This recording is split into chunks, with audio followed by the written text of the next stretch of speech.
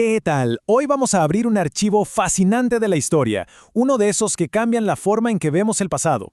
Es una historia que ha estado oculta por siglos, tanto en inscripciones antiguas como, créanlo o no, en las propias páginas de la Biblia. Vamos a sumergirnos en la sorprendente relación entre el Dios de Israel y una diosa muy poderosa. Y vamos a empezar con todo, directo al grano. La pregunta que vamos a plantear puede sonar, bastante atrevida, ¿no? Para algunos hasta herética. Pero la verdad es una pregunta que está en el centro de décadas de investigación histórica y arqueológica. Y es esta. ¿Es posible que el antiguo Dios de Israel, Yahvé, no estuviera solo? Ahora, para empezar a responder esto, no vamos a ir a un libro de teología. No, nuestro viaje empieza en otro lado, en el desierto, con las herramientas de los arqueólogos. Así que nuestra primera parada va a ser la evidencia física, lo que ha logrado sobrevivir milenios enterrado bajo la arena. Y es que aquí está la clave de todo. Las pistas más fuertes, las más claras, no vienen de lo que se interpretó mucho después. Vienen de los objetos mismos, de los artefactos, de lo que la gente de esa época escribió y dibujó en pedazos de cerámica, en piedras. Y como suele pasar, la historia que cuentan los objetos a veces es muy diferente a la historia oficial. Miren, un ejemplo perfecto de esto es lo que tenemos aquí. En los años 70, en un lugar llamado Kuntilet Ajrud, los arqueólogos encontraron unos trozos de cerámica con inscripciones. Y lo que decían era ¡wow! La frase es súper clara y además se encontró en otros sitios también. Fíjense bien, no dice Yahvé y será, dice Yahvé y Sua será. Ese su, ese posesivo, lo cambia todo. Sugiere una conexión mucho más íntima, algo que todo el mundo reconocía. Pero a ver, ¿quién era esta Acera? Es importante entender que no hablamos de una diosa cualquiera, de una deidad menor, para nada. Ella era una de las diosas más importantes de todo el antiguo cercano oriente. Se le veneraba como la diosa madre, la pareja del dios principal, él. Su presencia significaba fertilidad, protección. Su símbolo, que era un árbol o un poste sagrado, era algo que se veía por todos lados en los lugares de culto. Y aquí es donde la cosa se pone súper interesante, porque esto desató un debate académico enorme. Cuando la inscripción dice «Sua será», ¿de qué está hablando exactamente? Algunos expertos dicen, se refiere al objeto de culto, al poste sagrado. Pero otros responden, un momento, el objeto no se puede separar de la diosa que representa. Entonces la pregunta es, ¿hablamos de un simple símbolo o estamos hablando de hecho de su esposa divina? Claramente hay que seguir tirando del hilo. Y al tirar de ese hilo, la investigación nos lleva de la arena del desierto a un lugar que es, si cabe, todavía más sorprendente. Nos vamos al mismísimo corazón del culto a Yahvé, el Templo de Jerusalén.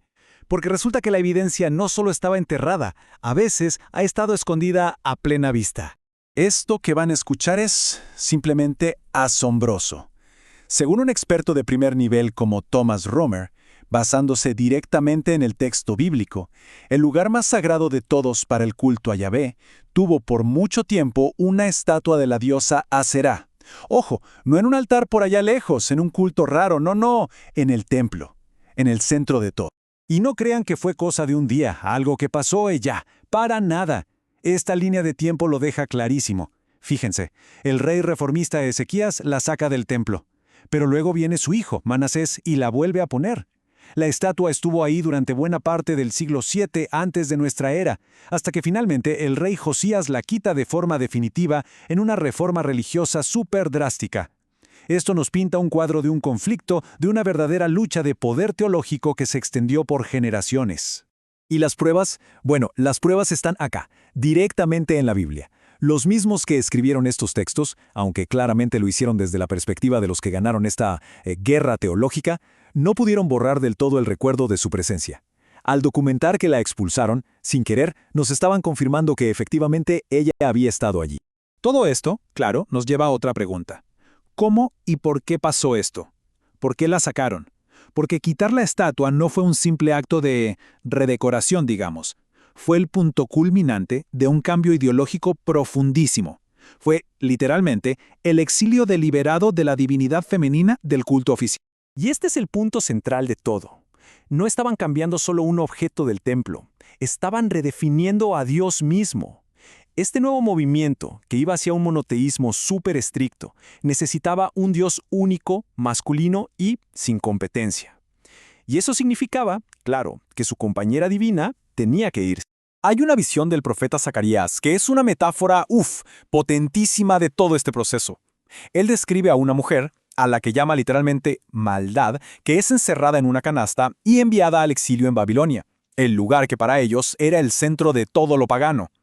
Muchísimos expertos ven en esta imagen un reflejo casi poético de cómo se expulsó a la diosa de la tierra de Judá. Entonces, ¿qué pasó con esa idea de la pareja divina? ¿Simplemente desapareció? Pues no exactamente. Se transformó. La relación real, literal, con una diosa, fue reemplazada por una metáfora. Ahora, el pueblo de Israel pasa a ser la esposa de Yahvé. Una esposa que, por cierto, los profetas describen muy a menudo como infiel por irse detrás de otros dioses. O sea, borraron a la diosa y en su lugar pusieron una metáfora sobre la infidelidad del pueblo. Fuerte, ¿no? Pero aquí viene la gran pregunta. ¿Se puede borrar por completo algo tan fundamental como la idea de lo divino femenino? Bueno, en nuestra última parte vamos a ver algo fascinante.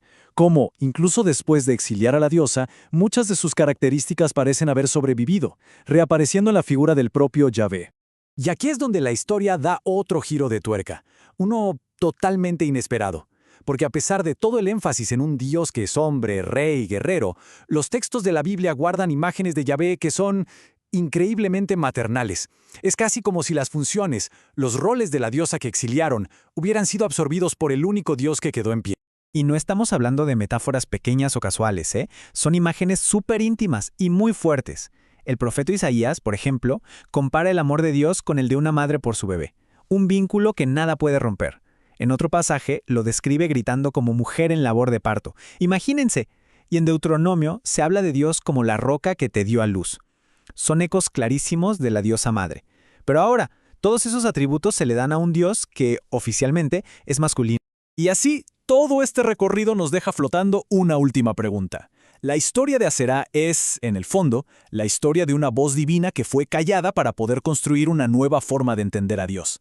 Y esto nos obliga a pensar, si la historia la escriben los que ganan, ¿cuántas otras voces divinas, cuántas otras historias hemos dejado de escuchar? La historia, como ven, está llena de estos giros, de estos descubrimientos que nos hacen repensar todo. Si este viaje tras los pasos de la diosa olvidada les despertó la curiosidad, créanme que hay muchísimo más por explorar.